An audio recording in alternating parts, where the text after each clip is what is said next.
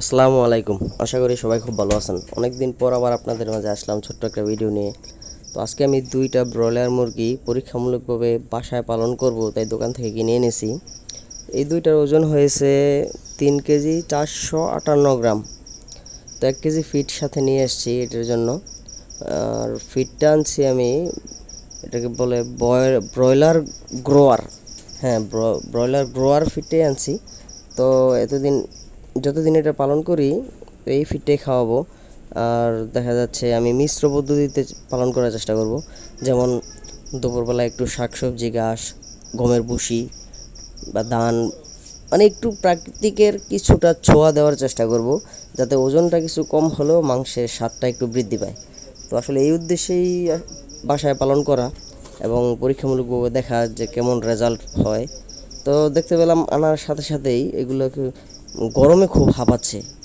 তাই আগে মানে সব কিছু বাদ দিয়ে ওদের জন্য ফ্যানের ব্যবস্থা করলাম। ছোট্ট একটা ফ্যান ছিল আমার কাছে, 12 ভোল্টের, খুব সম্ভবত 3 ইঞ্চি ফ্যান এগুলা। 3 ইঞ্চি ফ্যানটা খাঁচার মধ্যে সেট করে দিয়েছি। অন্তত বাতাসটা থাকলে হিট স্ট্রোক করার আর সম্ভাবনাটা কিছুটা কম থাকবে। তারপর দুপুরবেলা কিছুক্ষণ পর পর ঠান্ডা পানি দিলে, মানে ঠান্ডা পানি বলতে নর্মাল পানিটা চেঞ্জ করে ফ্রেশ পানি দিলে ওরা একটু শরীরটা ঠান্ডা থাকবে।